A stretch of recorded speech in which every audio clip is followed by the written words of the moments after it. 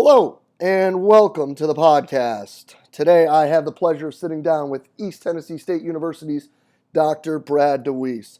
And guys, we're going to talk about speed and power. When you're talking with people from ETSU, that's what we know that they're known for. So we're going to start talking with Dr. DeWeese after we get a little intro background of how he got to ETSU. We're going to talk about track and field. We're going to talk about how it's impacted him both as a professor and how it's driven his career as a coach. His background is very heavy in track. It's actually where he started in coaching, so that's some pretty neat stuff. He gets into coaches and professors who have driven him to become a better coach and who has impacted him and how these impacts have occurred. A really neat story of how he got mixed in with guys like Derek Hansen, Carl Valier, and how he got in with the Stones.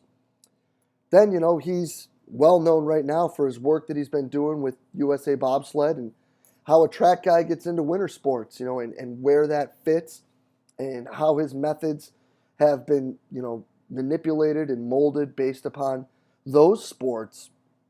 We get into this whole sports science thing, and where he sees it, both in academia and as a coach. His thoughts on what that is, where he sees it, and how it should be implemented. Extremely interesting and really eye-opening stuff. That in and of itself is definitely worth sitting here to listen to, guys, along with the methods he's using, what he's doing to monitor his athletes at all of these levels, both at ETSU with the track and field athletes and with his Olympians. What tests he uses, what methods he's using, and how this impacts his training and how it manipulates what they're doing. It's really fascinating stuff, and I'm really grateful for Brad to take the time out and talk with us today. I hope you guys enjoy the talk as much as I did. Let's get right to it. Dr. DeWeese, thank you for spending some time with us today. Thank you for having me. It's a pleasure to be here. So for the people listening and watching, let's just give them a quick background of who Dr. DeWeese is and how we got to ETSU. Okay. Well, I got to ETSU where I guess I'll start with what I do there now.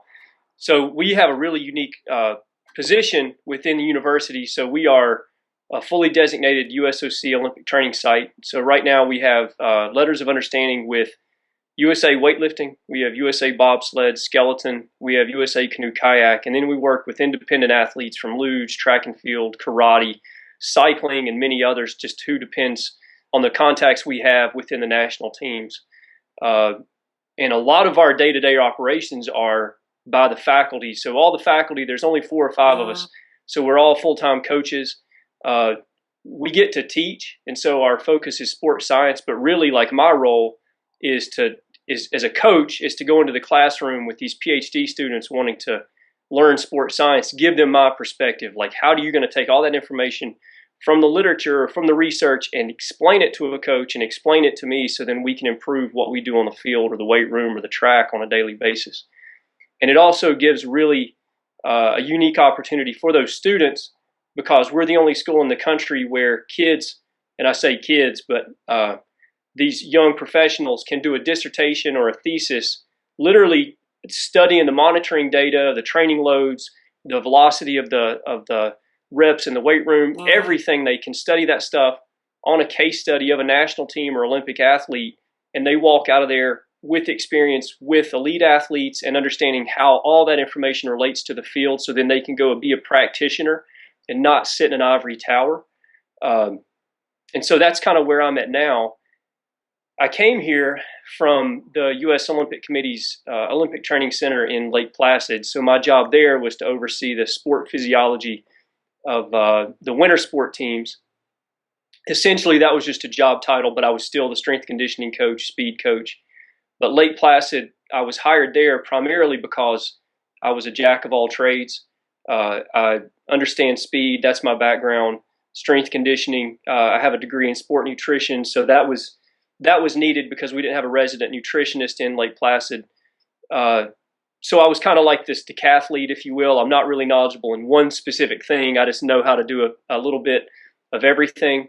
And really, I came to the USOC from my time spent working with Team USA athletes from USA Canoe Kayak, weightlifting, track and field since 2003. And I was doing all that while I was a Division I track and field coach and a head strength coach all at the same time down at UNC Asheville. So I guess I don't like to rest very often like none of us do. Yeah, down there with the aces, huh? Yeah. So, since the sandwich is kind of, the bread's been track and field. Yep. Let's start there. Let's talk about your work with track. Let's talk about things that you do. And let's even go back and say, when you were down there working with the aces, what are things that you liked, disliked, now that you're, just a couple years fast forwarded to ETSU, like things that you've carried with you, things that you look back and you're just like, oh man, what are the things that were awesome, that are always going to be awesome, and what are the things that are like, if we could turn back time, as Cher would say? That's a good question. I think as any coach probably does. I mean, it's almost embarrassing to look back at your training programs you write even yesterday. You always you don't want anybody to see that stuff. It's almost like I call it imposter syndrome, where one minute we think we're Jesus and the next minute we think we're it's like somebody's going to figure out we don't know anything. And I typically feel like somebody's going to find me out at any moment if they haven't already done so. But I guess with track, it was kind of an interesting venture into that. When I got to UNCA, I had just finished being a grad assistant at Western Carolina, and was within the strength and conditioning department, had tried track and field a little bit after baseball, wasn't successful at either one of them, just kind of an average Joe. So I left my GA at Western and was given this opportunity to go at UNC Asheville, so a Division I school, and be the assistant track coach, but also start the strength and conditioning program, which was perfect for me because that's what I did.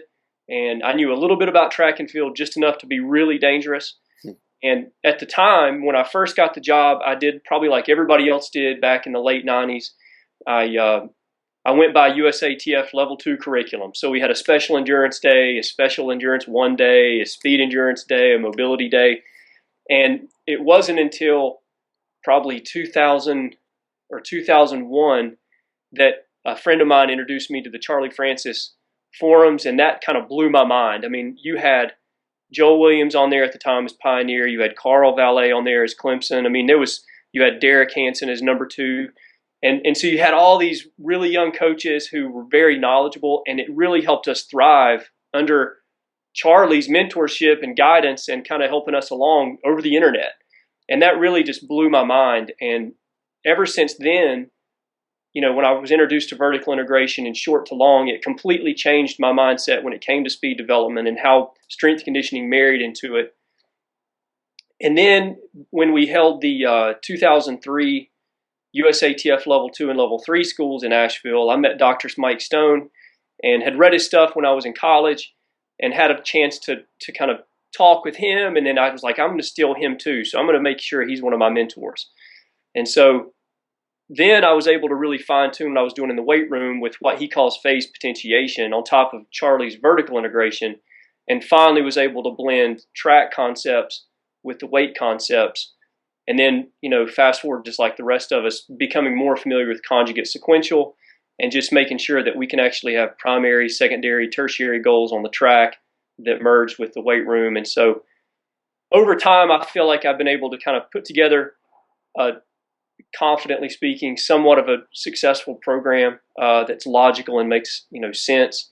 And so the bread and butter is, we focus on acceleration first, regardless of the length of the sprinter, if it's a 1, 2, or a 400-meter runner. We still start with, true speed, and then my goal is to create a speed reserve. And so I want to make sure that you can run a fast 200 before you can run a 400, because it's all about alactic development. I mean, if you look at weigh-ins research that shows under hypoxic or normoxic conditions, sprinters within a minute basically can run the same time. So again, it kind of affirmed exactly what I learned from Charlie. So we could say that, that cliche that Charlie was ahead of the science.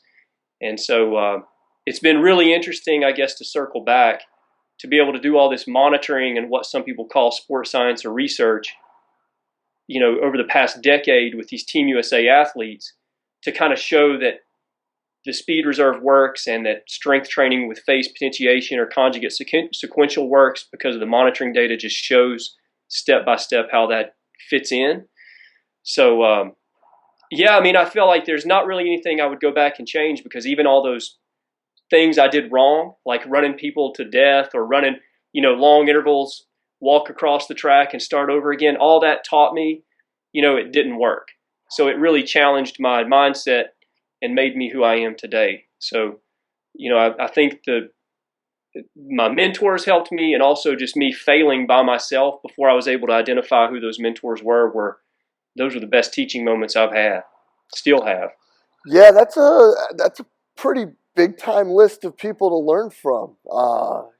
Just Charlie and the Stones. I mean, that it doesn't get much higher level than that. Derek's actually going to be here in July. I'm actually really excited.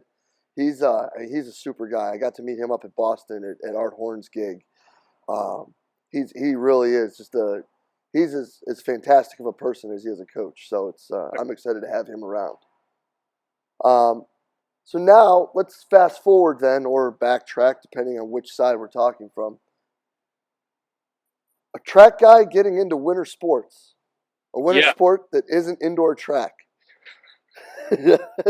So let's talk about that, because you actually have a pretty neat discussion on the ETSU YouTube page, where a nice woman is talking to you about the bobsled and things of that nature. So let's get into that. Let's get into how you got into the winter sports and how track impacted that, and then coming back to track, how did the winter sports impact track? Okay, yeah. It's actually interesting because, I think what really got me into Lake Placid was, they kind of go after who they want to go after, and it helps to be in the family and in the network. And I was working with USA Canoe Kayak at the time, and here I'm a guy that, like I said, I'm from the mountains of North Carolina, but I'd never been in a kayak. I'm not this outdoor water sport kind of guy. I grew up playing baseball, So they approached me and said, we're looking for a strength and conditioning coach, because their training site's out of Charlotte. And the coaches at the time said, we would like to change what we do in the boat to resemble what track and field coaches think.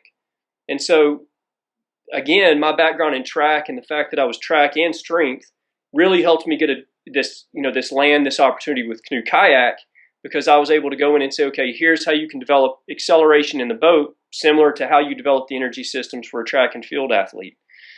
So proving myself with them, I was able to be recommended for Lake Placid. And so I went through that process. And again, what really resonated with the people that made that hiring choice, at least the way I understand it, is that my background in speed development was essential, because my primary sport was going to be bobsled and skeleton. And you can actually argue that luge, which is an upper body sport, they strike the ice, and it's very much similar. It's front side mechanics with the hand, and then you want to prevent triple extension in the back, where there's so much force generated that they don't have time to triple extend. So even the luge athletes, there's a relationship to what I learned from track and field. And so, our mission going into Sochi was to win the start. We had the best athletes, so we wanted to make sure that we had the best start times, and that was kind of like our mission. So we brought in, a really nice staff to complement the goal of Lake Placid. And then we were able to, the leaders believed in this monitoring system. So we kind of just created a monitoring system with the ISO pull, reactive jumps, ISAC, body composition. We were able to get 20 meters of optigates. And so it was allowing us to see how we were developing these athletes that we would find or that we retained from Vancouver, and how do we get them on the podium again. And so it was all really based on, we've got to win the start, because we have Holcomb. Holcomb's the best driver on the planet. So how can we put the best horses on the sled behind him, and all the way down to Nick Cunningham on USA 2. And then at the time we had Corey Butner as USA 3. So again, we went out with talent identification, tried to find the best athletes we possibly could, make sure they were okay with getting micro concussions, basically sitting in a garbage can for a minute, and then just make them as fast and humanly as strong as possible. So, yeah. Yeah, I believe what your comment was to the, and I'm drawing a blank with what her name was, and she really did a great job with the interview. It's like you lift weights, you sprint, and then you go tan. Yeah. Which is neat. So let's talk about, you've brought this monitoring stuff up twice, and of course, 2016, there's nothing sexier than what people do with monitoring. And you mentioned the ISO pole too. Yeah. But you said that first. So let's work our way back. You had 20 meters of Optigate? Yeah, so we have 20 meters of OptiJump in Lake Placid, and then I was fortunate enough, I have a good relationship with Dr. Peter Gorman, the I guess, owner of Microgate USA. And so he's worked with me, and we have 20 meters at ETSU's Olympic training site. Again, because when we train, I want to make sure that everything we do actually changes the athlete's sprint mechanics like we think it does. So I don't want to lie to myself or lie to my athletes, and it's not one of those things that I hate my athletes feeling like a lab rat. So I like things that just are out there, so it kind of like sports science to me is maintaining ecological validity. It's like sitting in a tree stand and you're watching the deer rather than trying to catch the deer. And so again, that's the way I think of it. And so, the OptiJump, which I really rely on to make sure that my athletes or the ones that I coach, for speed are actually training the way they should, and everything that we do in the weight room transfers over. I like it because it's just on the track and it's out of the way. And then we actually have the timing gates to make sure we can actually see, 10 meter zone, 20 meter zone. We can get a 30 meter fly. And so, the ISO pole is one of those things that, Dr. Mike Stone has really spearheaded and has been doing for probably 2 or 3 decades, and not a lot of people jumped on the bandwagon. But it really gives us an opportunity to see how somebody is developing in the weight room.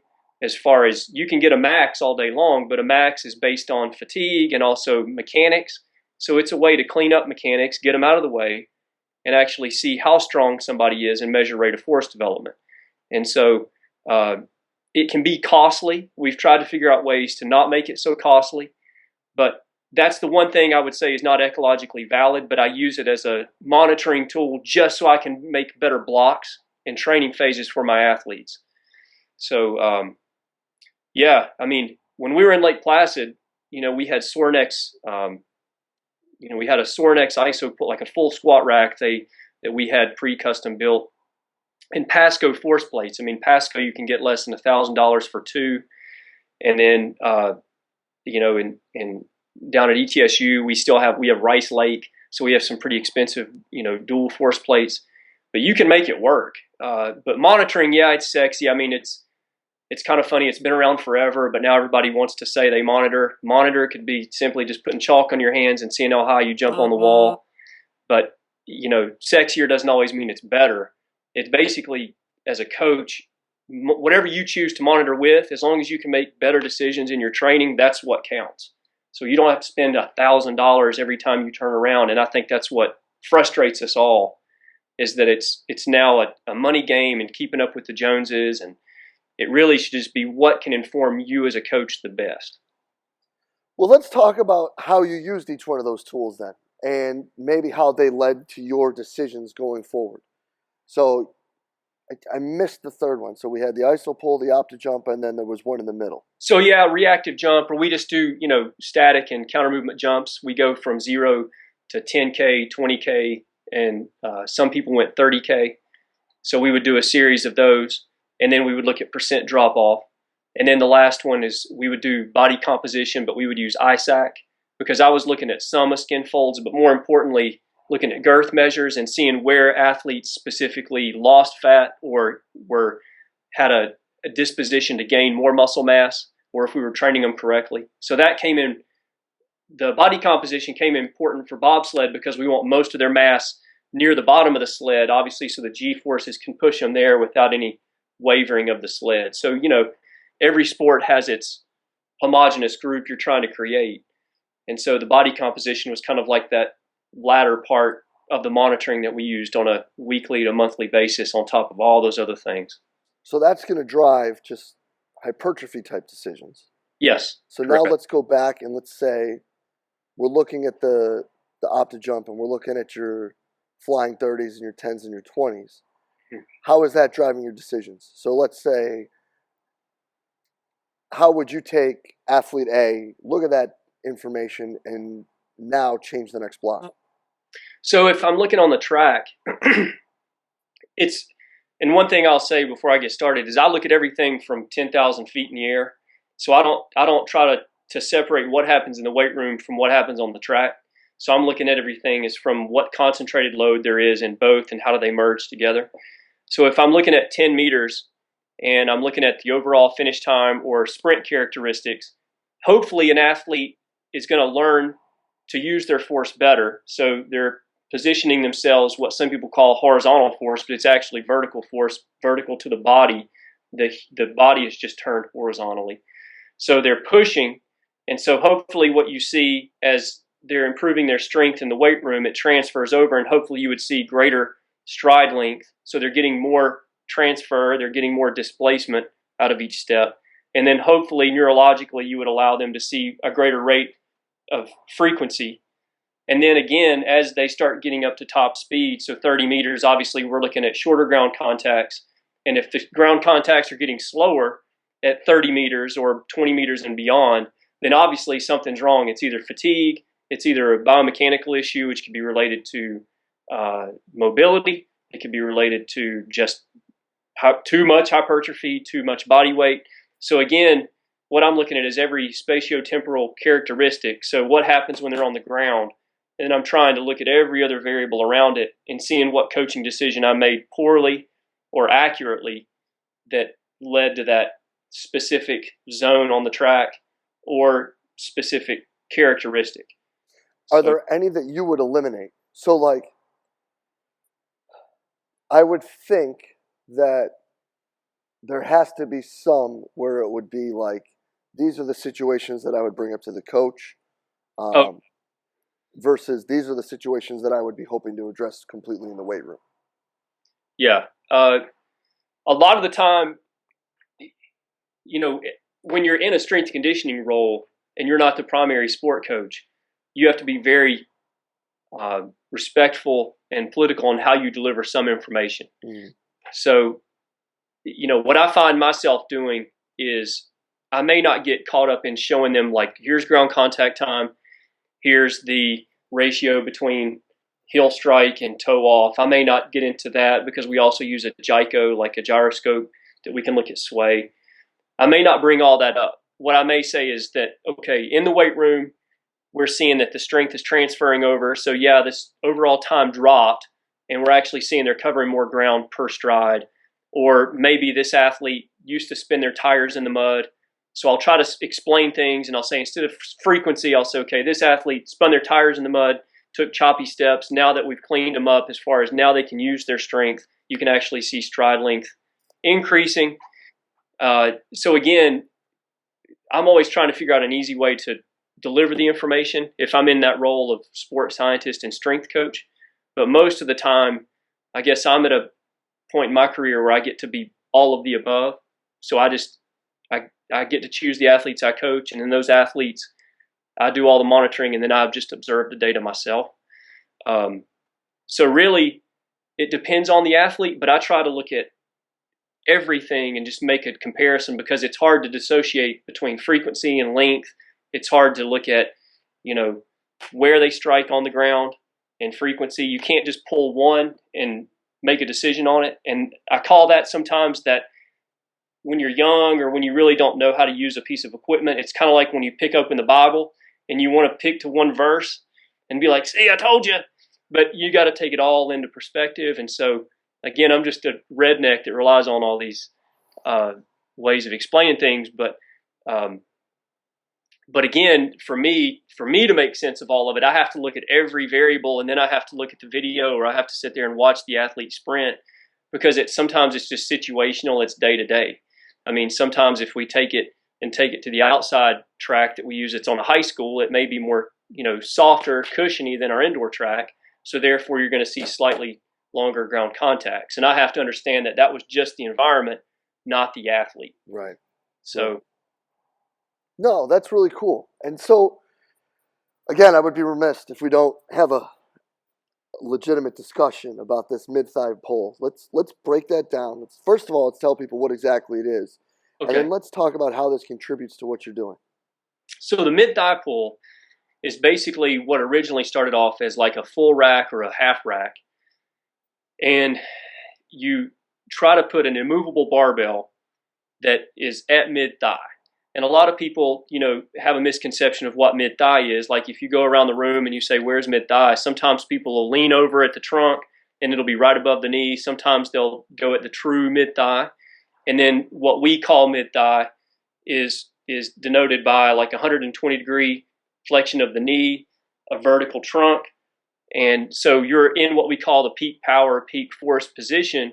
And a lot of people call it the athletic stance. So the bar is really at your pocket and you're trying to drive. So you line up the shoulders, you inflate the chest to cover the bar. So you try to have the shoulders almost sitting over the hips, which sit over the midfoot of the heel. So that way they're producing and pushing all their force directly into the force plate. And so what we do is we put the athletes hopefully on a dual force plate. They get them in a position where they pull from. So, my thing is don't do a test if you don't do it in training. So we rely heavily on the Olympic lifts.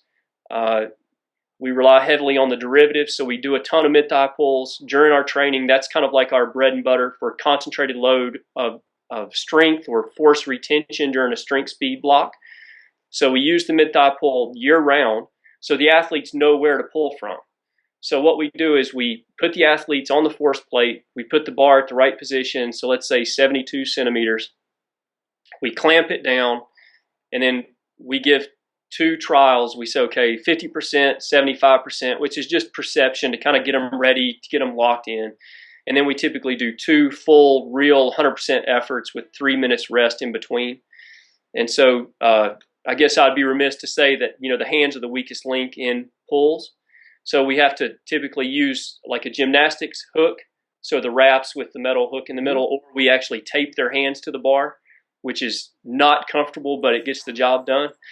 It looks kind of archaic. When people come in and see that, they're just like, I'm leaving. But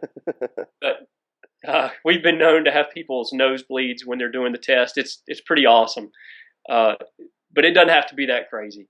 But again, what you're doing is essentially, the peak power position. It's your athletic stance.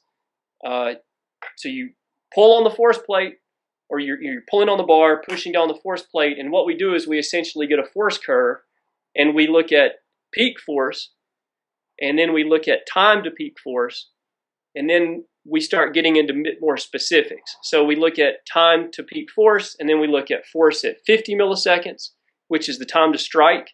We look at peak force at 90 milliseconds, which is roughly ground contact time in a sprint. And then we look at 2 or 250 milliseconds, which is the time it takes to descend and come up for a jump shot, or just jump in general, or clear the blocks. And so we have those 3 time periods that we look at force there. And then we look at rate of force development. So the relationship between, the spike, or, underneath is impulse. So the rate of force development is how explosive they are, how quickly they produce that strength at 50, 90, 2, and 250. And then we have the ability to go in and be specific. We could look at 0.83 milliseconds, which is ground contact time for an elite sprinter. But again, you get the idea. I mean, we typically stick with those general time frames to make comparisons between sports or between athletes. And then we do allometrically scale for body weight, so we can actually classify and say this athlete per this athlete. But again, we get that data, and then we can look at a snapshot for individually. So we can say, how do you line up to other wide receivers, or how do you line up to other bobsled brakemen who are on the right side? So we can say, okay, you need to be 6'1", long arms. You need to be able to produce 6,000 newtons of peak force. And we can say that most elite bobsledders can produce 35,000 newtons per second at 90 milliseconds. So again, we have that ability to kind of talent ID because we've got years of data. And then we can also just use it to inform us and say, okay, this athlete went through a max strength block, but their peak force didn't increase. So we didn't do something right. We didn't choose the loads correctly, or they were over fatigued. So we can look at all those variables and then again make changes as we move forward. So if we just look at those 3 points, so it was 0.5, 0.9, and 25, right? Or 250. Yep. Quick, simple snapshot. If you're looking to improve A, B, or C, you as a coach, what are you looking for each one of those specific areas?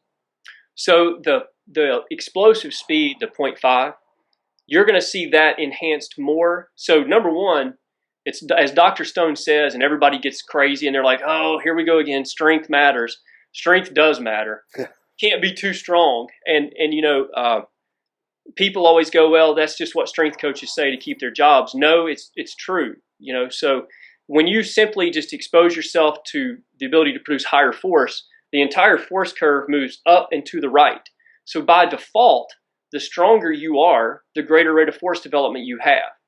So if you get stronger, rate of force development goes up, even at 50 milliseconds. But what we've seen is that 50 and 90 are more sensitive to speed strength. So what some people would call like power output, so lighter weights, higher velocities.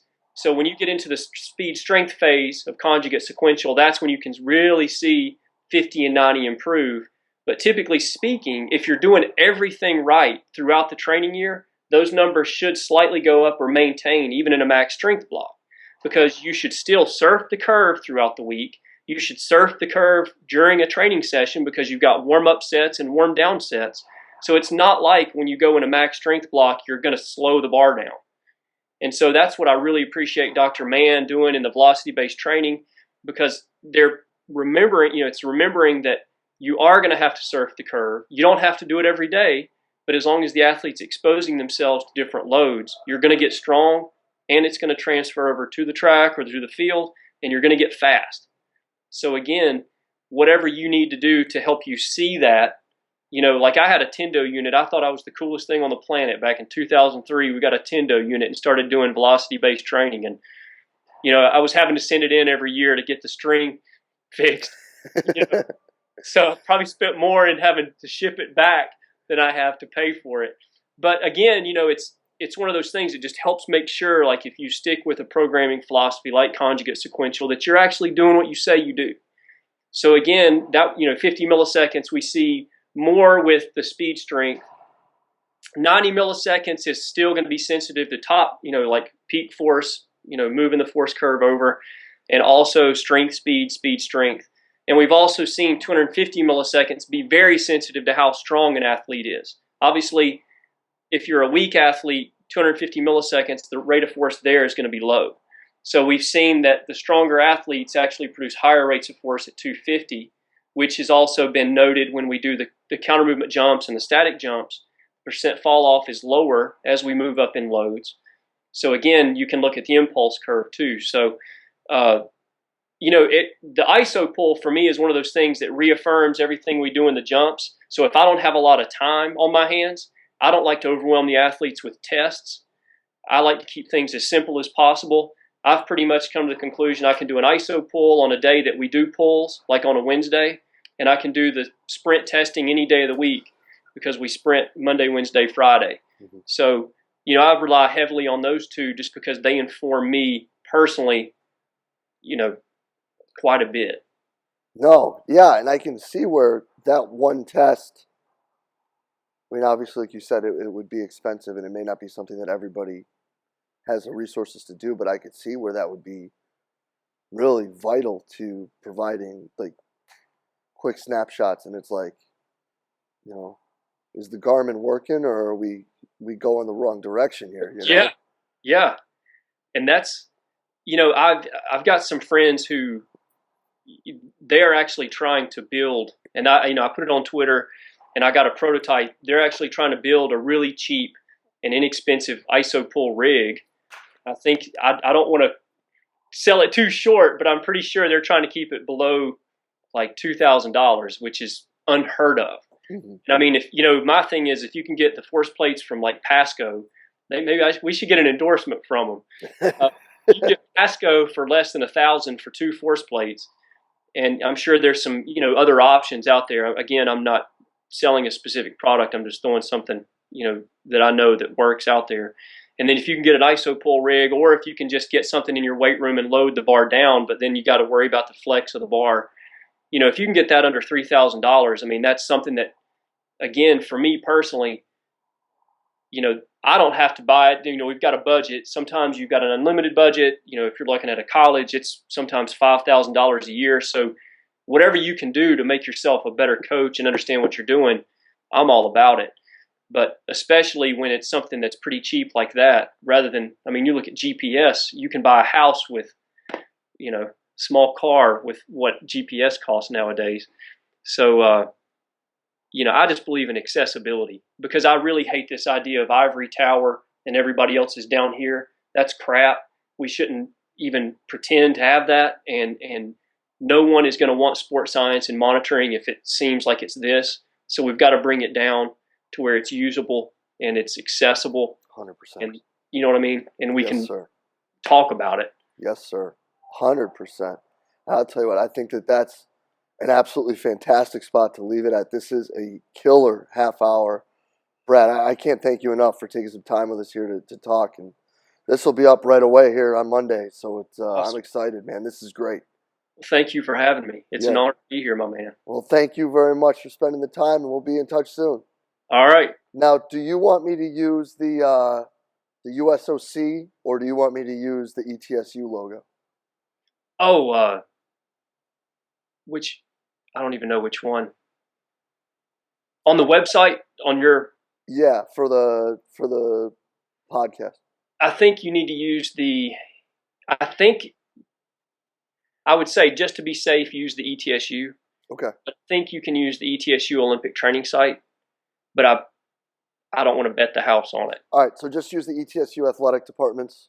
Yeah, I would say that whatever that crest is, yeah, as we did with the E, that one's fine. Cool. Or the athletics logo, would that be okay? Yeah, that one's fine. Either one. Brilliant. Hey, man, I can't thank you enough. This is awesome. This will be rolling Monday. This is going to melt faces. Thank you so much. Well, thank you. I start thinking of stuff, and I'm like, dang it, I should have said. Oh no, dude, this was this was awesome. Yeah. You might need to turn your phone off. You might be getting some emails with this one, because this was really good. Thanks a lot, brother. Have a great weekend. All right. You too. Thanks, Thank you. man. Later. See you. And a huge thank you to today's guest, East Tennessee State's Dr. Brad DeWeese. Guys, awesome stuff. The whole idea of monitoring and where it really impacts what he's doing, keeping his athletes from feeling like lab rats, how they're looking at tests, what these tests are, and how they impact what they're doing. Absolutely fantastic information. I hope you guys enjoyed this talk as much as I did. And as always, if you did, please share it to the social media outlet of your choice. Any questions, thoughts, comments, leave them below on the Podomatic page, Facebook, Twitter, Instagram, whatever it may be. And if you did enjoy it, please share it, guys. We're just trying to get the best information out to all the coaches out there. And we'll be back next week with another great guest here on the podcast. Thanks again for listening, guys. We'll see you then.